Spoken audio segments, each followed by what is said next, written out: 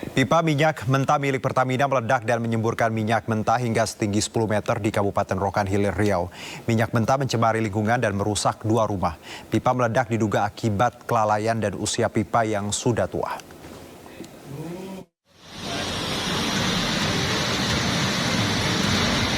Minyak mentah menyembur hingga setinggi 10 meter dari pipa yang bocor di Jalan Lintas Timur, kilometer 16 dan 17, Desa Bangko Bakti, Kabupaten Rokan Hilir, Riau. Pipa saluran minyak mentah milik Pertamina Hulu Rokan PHR meledak dan bocor. Ledakan dan kuat semburan mengakibatkan 2 rumah warga rusak. Lingkungan sekitar juga tercemar minyak mentah. Pipa pecah saat pekerja sedang melakukan penggalian pipa di pinggir jalan. Alat berat juga menghantam pipa yang telah keropos sehingga bocor dan terjadi semburan. Mungkin dia kena ragu, bimbang, karena terdesak. Dia tutup ini. Di sana pecah di kilometer 17 malam. Berarti ada berapa titik pecah pipa itu? 2 titik. Pertama di sini kejadiannya jam 10. Di sana kejadiannya jam 11.30 kejadiannya. Satu rumah ada 2 rumah. 2 rumah yang berisikan, satu rumah itu ada 5 penghuni sama anak-anaknya. Untuk korban jiwa sendiri tak ada? Korban jiwa nggak ada. Untuk berapa kerugian material sudah dihitung atau? Materi menunggu tim penghitung. Warga sekitar sempat dibuat panik akibat terdengar ledakan disusul semburan minyak. Warga berlarian menjauh dari lokasi. Perusahaan diduga lalai memperhatikan kondisi pipa yang keropos akibat faktor usia, diduga berusia sekitar 30 tahun. Belum ada keterangan resmi dari perusahaan Pertamina Hulu Rokan. Dari Rokan Hilir, Riau, Dedi Iswandi, N-News melaporkan.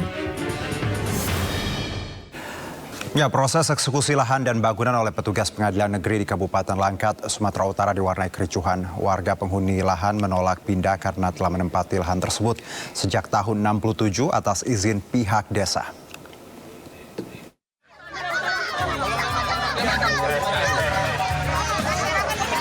Emak-emak warga desa Paya Perupuk tak kuasa membendung emosi kala mengetahui lahan yang mereka tempati akan dieksekusi menggunakan alat berat. Salah seorang wanita parubaya bahkan nekat memanjat alat berat untuk menghalangi proses eksekusi. Lahan seluas 2.756 meter persegi di desa Paya Perupuk, Kecamatan Tanjung Pura, Kabupaten Langkat, dieksekusi karena menjadi objek sengketa. Dari putusan Mahkamah Agung, warga yang telah menghuni sejak tahun 1967 disebut menempati lahan secara ilegal. Warga sebagai pihak tergugat menolak eksekusi karena masih melakukan upaya hukum dengan melakukan peninjauan kembali atas putusan. Tahun yang menyatakan 1967 oleh penghulu Amin. Kami mempunyai surat garap Pak yang asli. Juga kami membayar PEDA Pak. Setiap tahun kami membayar PEDA tanah nih. Setiap tahun kami membayarnya Pak. Kenapa Pak kami harus diskusi juga Pak? Karena gini, keputusan dari Mahkamah Agung itu adalah surat kuasanya surat kuasa palsu menurut pandangan saya. Diduga. Ya kan? Kenapa? Di situ surat kuasanya itu tanggal 20 April 2021. Sementara penggugat, ya kan, atau pemohon, termohon kasasi itu meninggal tahun 2020. Akibat perlawanan warga, proses eksekusi bangunan milik warga terpaksa ditunda. Petugas hanya melakukan perobohan tanaman yang berada di atas lahan sengketa. Dari Langkat, Sumatera Utara, Erwin Sahputra, iNews melaporkan. Kita beralih ke informasi selanjutnya, pemirsa. Aksi dukungan untuk Palestina terus disuarakan massa dari berbagai belahan dunia tanpa terkecuali di Indonesia.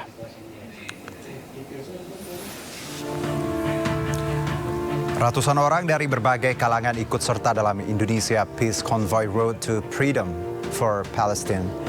Peserta konvoy berangkat dari Masjid Agung Al-Azhar, Jakarta Selatan, melintasi Patung Pemuda, Semanggi, Bundaran HI hingga berakhir di JI Expo Kemayoran. Konvoy ini juga melibatkan beragam kendaraan mulai sepeda, motor, mobil, bus, hingga bajai, lengkap dengan atribut dukungan untuk Palestina. Untuk mengamankan aksi, 200 personil kepolisian diterjunkan di sejumlah titik strategis.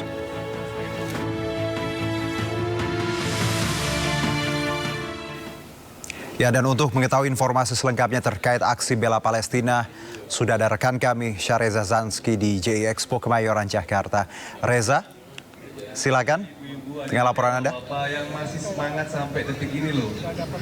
Luar biasa sekali. Ya, baik Juno dan juga pemirsa, betul sekali bahwa masa aksi bela Palestina hingga saat ini masih memberlangsungkan demonstrasi di JI Expo Kemayoran, Jakarta Pusat. Kali ini pasca tadi pagi melakukan konvoy, mereka pindah ke JI Expo Kemayoran untuk menyambut ataupun membela aksi bela Palestina pada kali ini. Dan tentunya kali ini memang untuk masa sempat berkurang, tidak sepadat seperti pada siang tadi, namun antusiasme daripada untuk bela Palestina, untuk memperjuangkan kemerdekaan rakyat Palestina hingga saat ini masih berkibar pada hari ini. Dan tentunya saya akan mengajak Anda untuk melihat secara langsung dari pihak gerakan yang menginisiator pada kali ini. Dan sudah bergabung bersama kami salah satu inisiator pada hari ini. Selamat sore Pak. Sore Mas. Dengan Bapak siapa sebelumnya? Bakhtiar Nasir. Pak Bakhtiar, mungkin bisa dijelaskan Pak apa sih sebenarnya makna ataupun alasan yang ingin disuarakan oleh gerakan ini pada hari ini? Ya, hari ini kan Netanyahu menyatakan tidak mengakui kedaulatan kemerdekaan Palestina dan juga mengingkari perjanjian yang sudah disepakati sejak tahun 1967 tentang adanya two-state solution. Artinya betul-betul bubar semua sudah. Apa yang semua diusahakan selama ini, artinya semua resolusi PBB baik dari Majelis Umum PBB, kemungkinan begitu juga dengan Dewan Keamanan PBB, begitu juga dengan International Court Justice, jadi ICJ. Semua sudah, dan pembantaian sudah sampai pada puncak yang tidak pernah terlihat di zaman modern ini. Sudah begitu kejam sekali. Itulah karenanya kami bangkit lagi dan kami tidak akan pernah berhenti. Tapi kali ini yang membedakan gerakan kami dengan sebelumnya adalah kami menggunakan konvoi kendaraan. Jadi mulai dari motor besar, motor-motor kecil, mobil dengan berbagai macam bentuknya, kemudian sampai juga kepada sepeda. Nah, alhamdulillah tadi ini sekitar puluhan ribu kendaraan yang bergerak bersama datang dari berbagai kota di Indonesia. Terus terang ini adalah pertama kali, ya. Ini pertama kali kami lakukan dan memang pertama kali juga besar di Indonesia seperti ini. Harapannya sih Indonesia Peace Convoy ini bukan cuma di Jakarta, tapi juga di berbagai kota di seluruh Indonesia. Dan insya Allah kita akan lakukan itu. Dan harapannya juga setelah ini kita menjadi trigger ya untuk dunia melakukan hal yang sama. Artinya optimisme daripada gerakan-gerakan ini masih ada ya untuk membela Palestina merdeka hari ini. Ya, optimisme itu masih harus kita tumbuhkan dan Indonesia kita harapkan menjadi pelopor yang terdepan yang tidak pernah berhenti. Dan kita nggak boleh lelah. Ya memang kita udah berulang-ulang, tapi seakan-akan nggak ada efeknya. Yaitu semua mungkin menunggu waktunya. Tapi harapan kita jelas sekali bahwa kemerdekaan Palestina seperti matahari yang besok akan terbit. Baik, kita doakan hari ini supaya gerakan Indonesia Peace Convoy hari ini membuahkan hasil dan bisa memerdekakan Palestina sesegera mungkin ya Bapak. Iya, karena Indonesia memang paling diharapkan. Kalau kemarin ada persatuan kembali para faksi-faksi Gaza di Beijing, saya berharap dalam waktu dekat mereka membuat persatuannya dan melakukan perjanjiannya di Indonesia. Baik, oke, terima kasih Bapak atas keterangannya. Kita doakan sekali lagi perjuangan masyarakat hari ini tidak sia-sia ya. Ya, baik Juno dan juga pemirsa, seperti diketahui memang sudah banyak ada komunitas lainnya yang memperjuangkan ataupun melantangkan kemerdekaan mereka terhadap Palestina. Salah satunya adalah mereka melakukan aksi demonstrasi baik itu di Patung Kuda ataupun di depan Kedutaan Besar Amerika Serikat ataupun di Kedutaan Besar lainnya di Jakarta. Dan tentunya gerakan hari ini diharapkan sekali lagi agar semua mata ataupun negara-negara internasional bisa melek dan juga masyarakat Indonesia untuk tetap membela kemerdekaan Palestina yang tengah digempur oleh Israel. Sementara itu, Juno. Baik, terima kasih Syareza. Tadi semangat kita bersama Free Palestine dan Indonesia tentunya menjadi garda paling depan untuk membela saudara-saudara kita di Gaza. Terima kasih Syareza atas laporan Anda. Selamat bertugas kembali.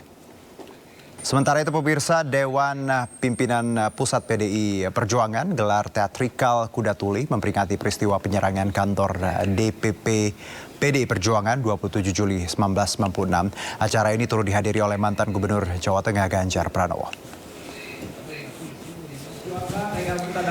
DPP PDI Perjuangan menggelar teatrikal Kuda Tuli memperingati peristiwa penyerangan kantor DPP PDI Perjuangan 27 Juli 1996 silam. Acara peringatan Kuda Tuli diawali dengan penampilan pembacaan puisi yang dibawakan Amin Kamil dan dilanjutkan dengan penampilan dari solois Fajar Merah Putra dari Wiji Tukul. Acara ini turut dihadiri oleh Sekjen PDI Perjuangan Hasto Kristianto, mantan Gubernur Jawa Tengah Ganjar Pranowo, Menkumham Yasona Lauli, dan Ketua DPP PDI Perjuangan Ripka Cipta. Dengan pembacaan puisi Wiji Tukul yang menggetarkan semangat kita, yang mengajarkan kepada kita bahwa suara rakyat tidak bisa dibungkam, bahwa kebenaran tidak bisa ditaklukkan oleh kekuasaan yang otoriter, saudara-saudara sekalian. Karena itulah Ibu Megawati Soekarno Putri berpesan kepada kita semua, bahwa kita adalah partai yang sah, bahwa kita juga warga negara yang sah, yang memiliki kedudukan yang sama di mata hukum. Karena itulah kita tidak bisa diperlakukan sembarangan. Seakan-akan kita bukan warga negara Indonesia, seakan-akan kita bukan pemilik republik ini, saudara-saudara sekalian. Peringatan ini seperti apa, Pak? Jangan sampai terulang lagi. Ya, kebebasan berbicara, kebebasan berekspresi, ya, hak untuk tidak takut, ya, dan demokrasi akan berjalan dengan baik. Kembali bersama kami, pemirsa. Majelis Ulama Indonesia menyatakan perbuatan Wanda Hara adalah perbuatan yang tidak dibenarkan ajaran Islam. MUI juga menganggap apabila dianggap meresahkan masyarakat, perbuatan Wanda bisa diberikan teguran secara hukum. Dilakukan oleh Wanda Hara itu sesungguhnya merupakan perbuatan yang tidak dibenarkan dalam ajaran Islam. Karena dia merubah berpakaian dan berperilakunya tidak sesuai dengan keadaan fisiknya yang terlahir sebagai laki-laki dan bernama laki-laki. Kemudian memasuki dan bergaul bersama-sama kaum muslimah di dalam suatu pengajian. Tentu ini perilaku yang sangat tidak dibenarkan. Akan tetapi ya tadi dengan lubuk hati yang paling dalam dan beliau sudah menyatakan penyesalan dan mohon maaf, tentu ya kita maafkan. Nah, itu sebagai muslim dan muslimah. Akan tetapi apabila itu dianggap menjadi dan membuat keresahan di masyarakat dan khawatir juga dilakukan oleh orang lain yang juga akan melakukan hal yang sama, maka saya kira ada baiknya yang dilakukan oleh warga negara dan advokat itu untuk melakukan teguran melalui hukum.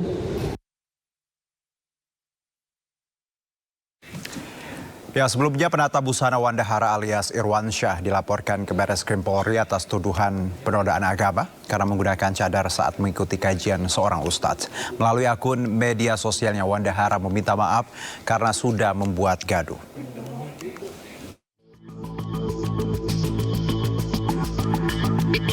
Kontroversi Wanda Hara yang tertangkap kamera mengenakan cadar di kajian Ustadz Hanan Attaqi berbuntut panjang. Fashion stylist atau penata gaya busana ini dilaporkan ke Barreskrim Polri Rabu kemarin atas dugaan penodaan agama. Wanda dinilai telah mempermainkan ajaran Islam karena ia adalah seorang pria dengan nama asli Irwansyah. Bukan hanya bercadar, selama acara kajian, Wanda Hara juga duduk di saf perempuan. Berdasarkan pasal 156A KUHP, siapapun yang dengan sengaja melakukan penyalahgunaan atau penodaan terhadap suatu agama di Indonesia diancam pidana maksimal 5 tahun penjara. Dan secara resmi mulai hari ini Wanda Hara dan atau alias Irwansyah beserta gengnya dengan turut serta khususnya ialah terlapor Irwansyah, itu sudah resmi kami laporkan dan laporannya sudah diterima. Dan selanjutnya akan diproses hukum secara resmi, akan dilakukan proses penyidikan dan seterusnya. Sampai dengan yang bersangkutan di penjara. Pelapor Muhammad Rizky Abdullah juga meminta para penyidik turut memeriksa sederet publik figur yang ikut hadir di acara tersebut karena membiarkan Wanda Hara melakukan perbuatan yang tidak pantas. Dalam video dan foto, Wanda menghadiri kajian bersama rombongan artis, di antaranya Nagita Slavina, Sandi Purnamasari, dan Shahnaz Sadiqah. Wanda Hara itu datang ke kajian tidak sendiri. Ada beberapa orang ya, yang mana kita sudah tahu semua. Banyak artis juga di sana. Nah, kami menyampaikan kepada pihak penyidik bahwasannya yang hadir, rombongan mereka itu harus turut diperiksa. Karena bisa jadi, kenapa Wanda Hara itu memakai seperti itu? Apakah memang disuruh oleh salah satu artis tersebut? Atau memang keinginan sendiri? Atau seperti apa? Ya. Contoh ada Nagita Slavina, ada Shahnaz, adiknya Raffi Ahmad, lalu juga ada Sandi Purnamasari yang istrinya Mas Juragan 99 dan lain-lain. Sebelumnya video dan foto Wanda menggunakan cadar saat mengikuti kajian viral di media sosial. Wanda sendiri telah meminta maaf melalui akun Instagram pribadinya. Dari Jakarta, Dan Helmi Sajangbati, iNews melaporkan. Kita ke informasi lainnya pemirsa, baru-baru ini viral di media sosial pasien anak-anak memadati salah satu rumah sakit di Jakarta untuk melakukan cuci darah. Gaya hidup yang kurang sehat menjadi salah satu penyebab gagal ginjal pada anak.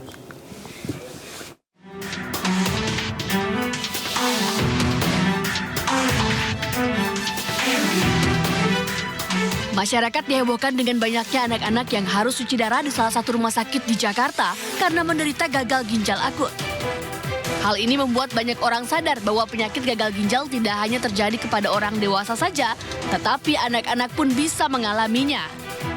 Merespon fenomena tersebut, Ikatan Dokter Anak Indonesia atau IDAI mengatakan, setidaknya 1 dari 5 anak Indonesia berusia 12 hingga 18 tahun berpotensi mengalami kerusakan ginjal. Salah satu penyebabnya karena gaya hidup yang kurang sehat.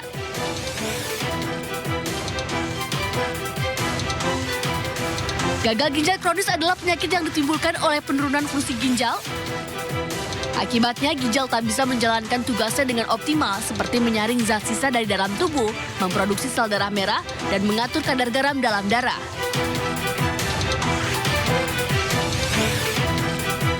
Kebiasaan buruk yang dapat merusak ginjal diantaranya kurang minum air putih, mengonsumsi makanan tinggi gula secara berlebihan, mengonsumsi makanan tinggi garam, dan sering memakan produk-produk makanan olahan. Sementara itu, gejala gagal ginjal yang harus diwaspadai oleh orang tua, diantaranya pembengkakan atau edema pada wajah, tangan, kaki, dan perut, perubahan dalam frekuensi dan warna urin, penurunan nafsu makan dan mual, nyeri punggung dan perut, mengalami tekanan darah tinggi, serta kulit pucat dan gatal.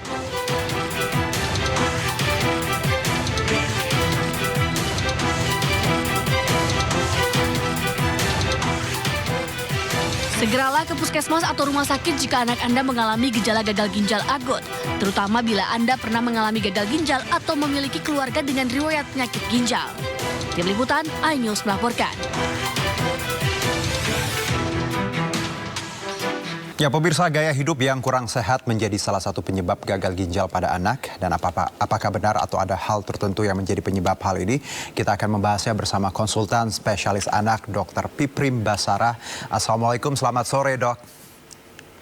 Waalaikumsalam. Ya, dengan Herjuno, dok di studio. Dok, kita lihat berita barusan dan saya juga sudah cross-check bagaimana info yang sebenarnya. Tapi kalau dari IDAI sendiri, kita tahu ada berita terkait ada satu unit ya di RSCM yang memang diperuntukkan untuk anak, dan saya dengar juga ini sebenarnya pasien rujukan dari Pulau Jawa. Jadi kalau yang viral di luar, apakah benar bahwa ada lonjakan, dok?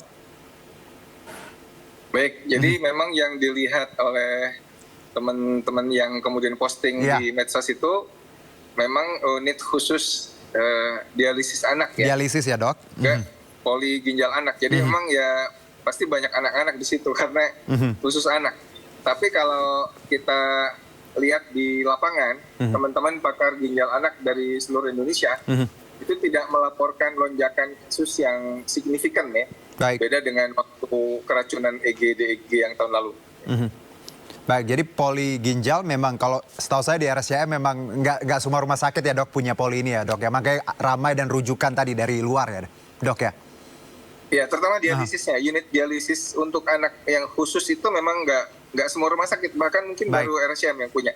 Jadi wajar kalau di situ ya anak-anak semua pasiennya gitu, kira-kira. Oke, jadi kira-kira seperti itu kenapa kemarin viral. Jadi kita sudah dapat lah kira-kira informasinya. Tapi Dok, kalau kita lihat angka sendiri, apakah memang pasien anak gagal ginjal ini angkanya tahun ini naik? Karena kalau yang saya baca di 2023 ya ada 326 kasusnya. Kalau di 2024 laporannya seperti apa, Dok?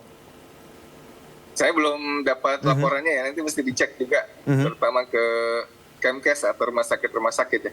Tapi memang gangguan ginjal pada anak-anak ini kan ada yang masalah bawaan ya. Betul. Jadi, bawaan. Dari lahir dia ginjalnya memang sudah bermasalah ya. Ini congenital anomaly of kidney and urinary tract. Jadi memang anomali atau kelainan anatomi dari ginjal dan saluran kencingnya itu terjadi bawaan. Itu kira-kira sepertiga. Oke. Kemudian sebab lainnya ada juga yang karena autoimun seperti lupus misalkan. Ada juga yang karena peradangan inflamasi seperti glomerulonefritis. Tapi ada juga sebab-sebab lain-lain ya. Nah, lain-lain ini memang biasanya juga berpengaruh. Obesitas, Dok? Obesitas juga? Ya, obesitas menjadi salah satu kontributor ya. Karena pada anak-anak yang obesitas ini terjadi inflamasi kronik jangka panjang, low grade inflamasi. Kemudian juga radikal bebasnya tinggi. Biasanya disertai dengan resisten insulin, hipertensi ya.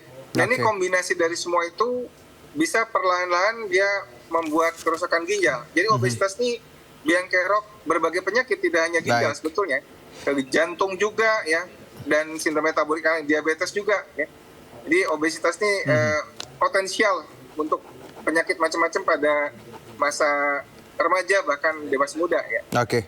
Kalau yang saya baca juga, Dok, ini menarik. Ada argumen atau fakta seperti 1 dari 5 anak Indonesia berusia di 12 sampai 18 tahun ini berpotensi mengalami kerusakan ginjal. Salah satu penyebabnya adalah tadi, selain kita tahu bahwa bisa kelainan bawaan, adalah gaya hidup yang kurang sehat, Dok. Ini apa yang harus jadi concern di sini untuk kita bersama, pembelajaran khususnya untuk anak-anak kita, apa yang harus dihindari agar mereka tadi gaya hidupnya terhindar dari gagal ginjal ini, Dok?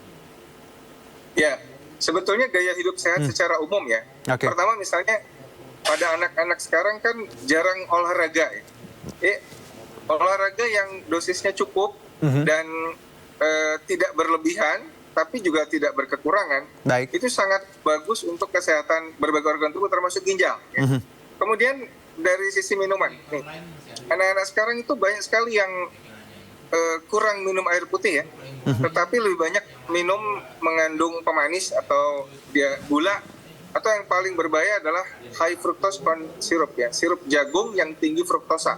Dan ini adalah pemanis yang banyak digunakan di soft drink di minimarket, itu banyak banget ya minuman-minuman manis seperti itu. Kemudian juga makanan yang tinggi garam ya. Kemudian juga obat-obatan. Nah, obat-obatan yang dikonsumsi sembarangan tanpa indikasi jelas ya, beli sendiri seperti itu, dan jangkanya juga terus-menerus tanpa advice dari dokter, ini juga berpotensi. Nah, oleh karena itu perlu dilakukan general check up secara berkala ya. Setidaknya seperti kadar HB-nya ya. Kalau anak yang lebih kecil mungkin kita bisa juga pantau dari kurva tumbuh kembangnya.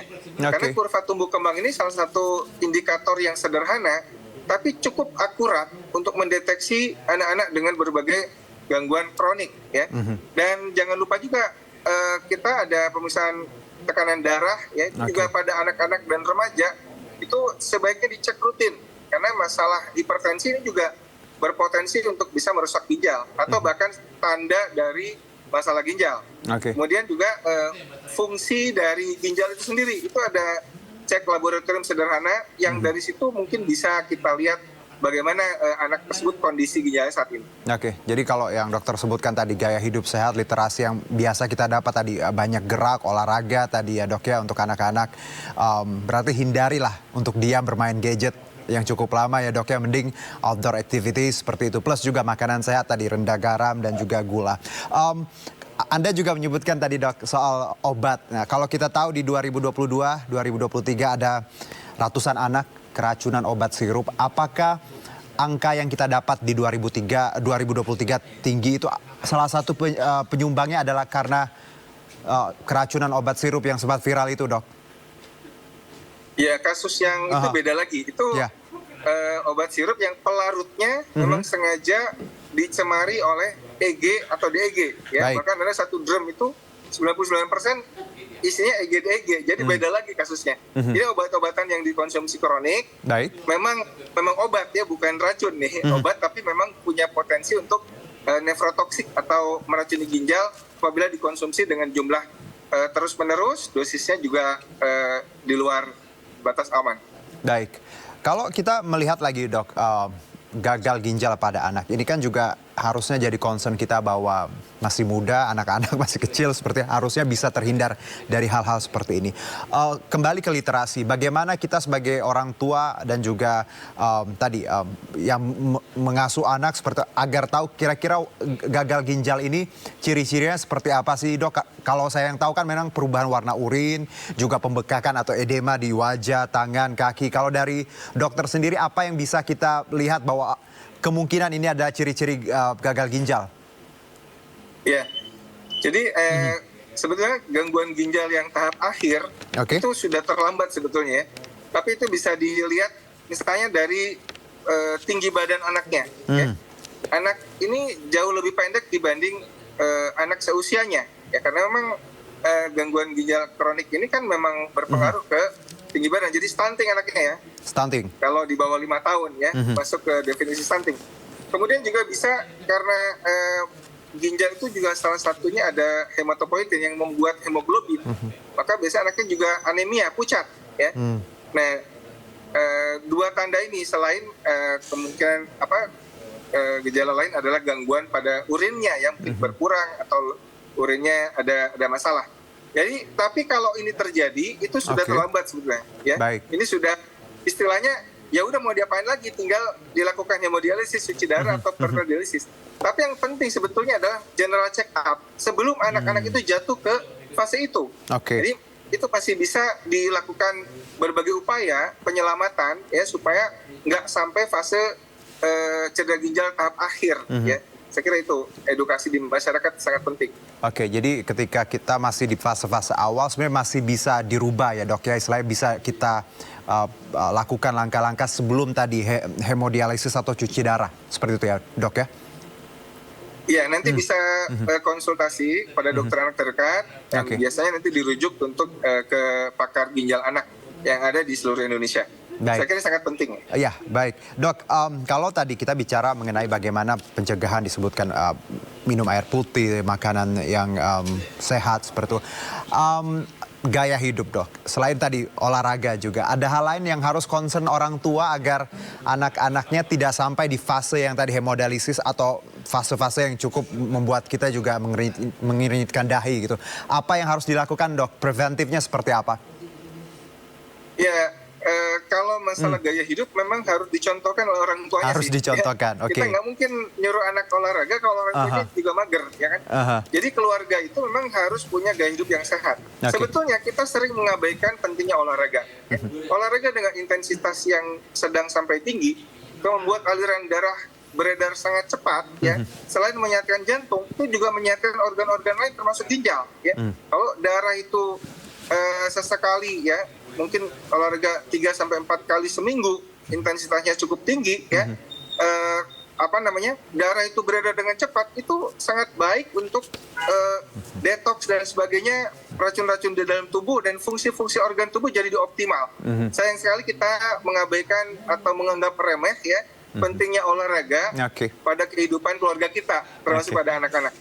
Ini yang literasi yang harus kita teruskan bersama, Dok, bahwa tidak mungkin anak-anak bisa berubah ketika tadi role modelnya orang tua tidak memberikan contoh ya, Dok, ya. Bicara itu baik itu olahraga, makanan sehat, dan juga makanan atau minuman-minuman yang harusnya tidak dikonsumsi berlebihan. Tapi, Dok, kalau kita kembali, Dok, kita rangkum bahasan kita terkait masalah hari ini, bahwa memang yang viral di media itu bukan seperti yang persepsi yang salah ya, Dok, ya, bahwa memang itu adalah dialisis tadi poli anak dan memang untuk anak, dan makanya memang penuh anak-anak, dan kondisi sebenarnya gagal ginjal kasus di anak-anak di Indonesia belum ada lonjakan. Seperti itu, Dok. Boleh Anda simpulkan lagi, silakan. Ya, jadi yang viral di media itu memang kondisi di satu tempat yang memang melayani khusus anak-anak. Tentu saja akan baik anak-anak, dan itu dirujuk dari mana-mana. Tapi data secara nasional dari para pakar ginjal anak di seluruh Indonesia, kami dari pengurus pusat IDAI belum mendapatkan laporan lonjakan kasus. Ya, biasanya kalau teman-teman itu ada masalah-masalah yang sifatnya akut seperti keracunan EG tahun kemarin, itu mereka biasanya cepat melaporkannya. Nah, ini sampai sekarang juga belum ada laporan. Ya. Tapi bahwa tidak dipungkiri bahwa ada tadi data 1 dari 5 anak ada proteinnya di urinnya, ya, ada darah samar di urinnya, itu memang betul, dan ini adalah gangguan penurunan fungsi ginjal tahap awal. Nah, ini perlu kita sadari dengan terus-menerus melakukan edukasi pada masyarakat bagaimana agar mencontohkan ya gaya hidup sehat pada anak-anak. Saya kira itu yang baik, Dok. Terima kasih. Sebenarnya gaya hidup sehat gampang ya, Dok. Pagi-pagi kena matahari, jalan kaki setengah jam, makan sayur, minum air putih. Ya, Dok, ya. Terima kasih Dr. Piprim Basarah, konsultan spesialis anak. Terima kasih, sehat-sehat, Dok, dan terima kasih juga literasinya. Semoga ini jadi concern kita bersama dan tidak ada lagi anak-anak Indonesia yang gagal ginjal karena gaya hidup yang tidak sehat. Terima kasih, Dokter. Ya, sama-sama. Kita lanjutkan ke informasi berikutnya, pemirsa. Presiden Joko Widodo mengaku tidak tahu menau terkait sosok Mr. T yang diduga merupakan bos besar judi online di Indonesia. Jokowi meminta awak media menanyakan langsung ke Kepala Badan Perlindungan Pekerja Migran Indonesia, Benny Ramdhani, yang sebelumnya berbicara ke publik terkait sosok tersebut.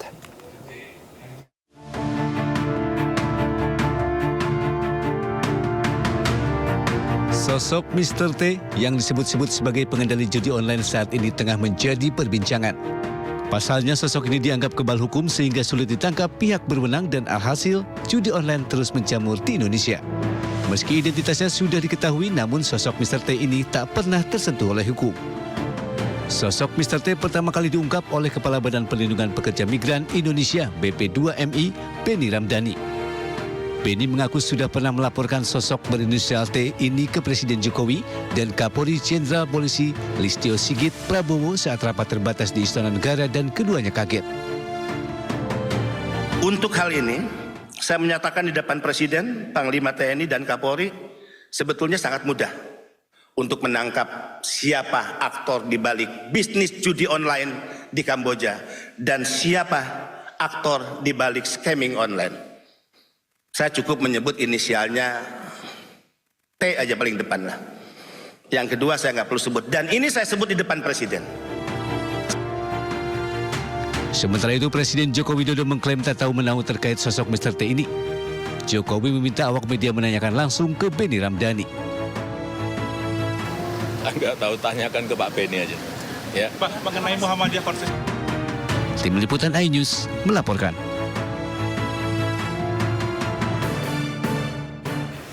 Ya, sosok berinisial T disebut mengendalikan bisnis judi online di Indonesia. Menkominfo Budi Aris Setiadi menyebut tak mengetahui siapa sosok yang dimaksud.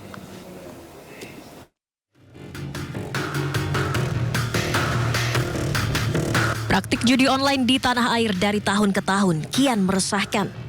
Dalam laporan transaksi mencurigakan yang dirilis PPATK, jumlah perputaran uang judi online hingga tahun 2024 tembus ratusan triliun rupiah. Belakangan berembus kabar bahwa praktik judi online di Indonesia dikendalikan sosok bandar berinisial T yang disebut tak pernah dan tak akan pernah tersentuh hukum. Sementara Menkominfo Budi Aris Setiadi mengaku tak tahu menahu siapa sosok berinisial T yang dimaksud. Ia pun enggan berspekulasi dan menyerahkan penegakan hukum terkait judi online kepada aparat yang berwenang. Kalau tanya inisial di sini, gini loh, kalau tanya inisial, tanya yang buat inisial, jangan tanya kita, emang tebak-tebak buah manggis. Katanya BPKMI sudah melaporkan Pak ke Satgas dan juga ke Presiden Pak. Ya sudah, tanya aja yang membuat pernyataan. Tapi siapa buat itu Pak namanya Pak? Saya tahu Pak. Kalau T, saya masalah T itu kan banyak. Ada masa Mayor Teddy. Aduh, Bang Soeharto bukan Pak? Enggak lah, bukanlah. Udahlah, pokoknya kita. Sosok bandar berinisial T ini pun ramai diperbincangkan netizen di jagat maya. Bahkan kata kunci inisial T menjadi trending topik di media sosial X. Tim Liputan iNews melaporkan. Sementara itu, Kepala PPATK Ivan Yustiavandana tidak takut menghadapi pengendali judi online berinisial T yang disebut-sebut kebal hukum. Satgas Gabungan bersama Mabes Polri pun berkomitmen akan memberantas para pelaku judi online dari hulu ke hilir. Tidak dalam konteks kebal hukum. Saya pikir tidak dalam konteks kebal hukum ya. Ini adalah dalam konteks bagaimana membuktikan siapapun juga yang ada di dalam data itu benar-benar masuk konteks terkait dengan adanya pelanggaran pidana, adanya pelanggaran hukum gitu ya. Jadi kita nggak bisa mengatakan orang kebal hukum apa tidak dalam konteks ini sekarang, apalagi ditanyakan kepada forum ini gitu. Jadi bukan ke arah sana mas. Jadi ya tanyakan saja ke Pak Beni yang masuk kebal hukum itu seperti apa. Apakah yang bersangkutan sudah pernah harusnya kena pidana tidak kena pidana atau seperti apa kami nggak tahu. Ya dalam konteks Satgas, tugas PPATK dalam menyampaikan hasil analisis kepada teman-teman penyidik dan rapat terakhir sudah clear, ditangani benar-benar sama Barreskrim. Sama sekali tidak ada ketakutan ke arah mana itu. Perintah Pak Menko juga clear, hulu dan hilir akan kita. Jeratan setan judi online juga menyasar anak-anak. PPATK menemukan ribuan anak terlibat transaksi judi online senilai ratusan miliar rupiah.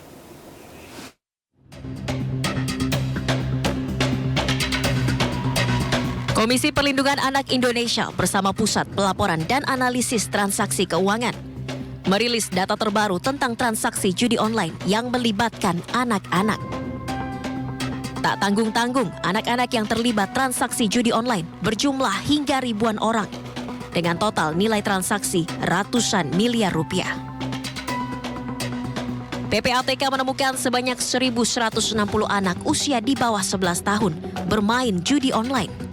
Nilai transaksi judi online tersebut mencapai 3 miliar rupiah. Selain itu, PPATK juga menemukan fakta bahwa anak usia 11 hingga 16 tahun juga terjerat judi online dengan nilai transaksi mencapai 7,9 miliar rupiah. Sementara jeratan judi online terbanyak menyasar 191.380 anak dengan rentang usia 17 hingga 19 tahun. Total nilai transaksinya fantastis mencapai 282 miliar rupiah. Dengan data tersebut, total anak-anak yang terjerat modus judi online mencapai 197.054 orang. Dengan total nilai deposit mencapai 293,4 miliar rupiah. Kami menemukan memang luar biasa banyak ya transaksi yang terkait dengan anak-anak yang melakukan judi online. Itu bisa by concern atau memang keinginan dia sendiri. Tadi disampaikan itu bisa terkoneksi dengan yang namanya game online, atau memang tujuannya data anak itu dipergunakan dengan menggunakan rekening QQ dan segala macam untuk kepentingan judi online. Nah, PPATK menemukan perkembangan baru ya terkait dengan resiko ini terus meningkat kalau tidak dijaga. Ini akan magnitude-nya akan semakin besar. Tapi alhamdulillah Satgas bekerja dengan sangat kuat sehingga ini bisa terus kita secara preventif kita mitigasi. Nah, PPATK menemukan data anak bertransaksi judi berdasarkan usia ya. Kalau di bawah 11 tahun itu sekali lagi ini data yang terakhir ya yang terjadi tahun 2024 itu 1.160 orang anak di bawah 11 tahun. PPATK juga mengungkap modus judi online yang biasa menjerat anak. Modus tersebut dilakukan operator judi online dengan menyusupkan link judi online melalui koneksi game online. Dari Jakarta, Tim Liputan iNews melaporkan. Ya, Anggun siap menyapa para penggemar di Indonesia dengan gelaran konser tunggal bertajuk Enchanting Anggun and Friends. Dalam konser yang digelar pada Minggu nanti, Anggun akan membawakan lebih dari 20 lagu bekerja sama dengan sejumlah musisi ternama. Dan berikut wawancara eksklusif saya bersama Mbak Anggun. Semoga semuanya dalam keadaan yang sehat dan berbahagia. Senang sekali hari ini kami diberi kesempatan untuk berbincang dengan sosok yang kalau saya personal, walaupun bukan di generasinya, tapi saya sangat one of my favorite musician to look up to. Jadi ini salah satu musisi Indonesia yang jadi benchmark ya, jadi mercusuar untuk banyak musisi tanah air, Asia bahkan dunia ya. Beliau sosok yang juga punya rasa cinta yang luar biasa terhadap Indonesia. Di tiap karyanya ada nafas Indonesia. Entah itu gamelan, entah itu puisi, entah itu ya lirik dan tadi gerakan.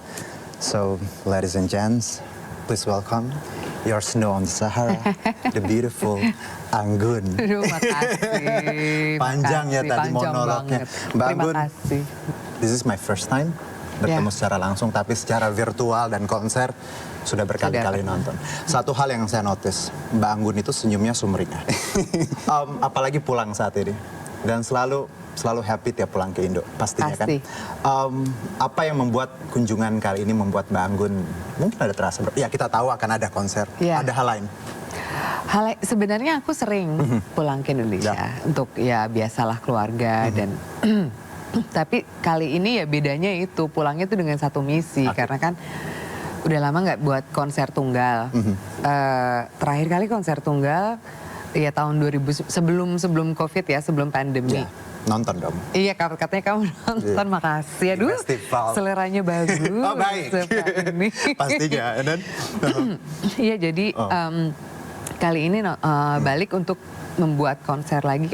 Kepinginnya tuh setiap 5-6 tahun bisa membuat satu konser tunggal. Karena kasihan fans juga yang setiap kali tuh selalu kapan sih buat album baru, kapan sih kesini lagi, kapan sih gitu.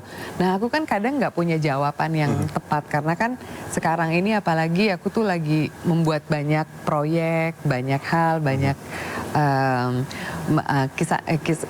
ceritanya tuh mendiversifikasikan diri juga, nggak melulu di musik. Dan acting loh kemarin di Cannes Confidential something. Confidential, ya. Dan aku juga sekarang lagi akan main film Indonesia. Oke.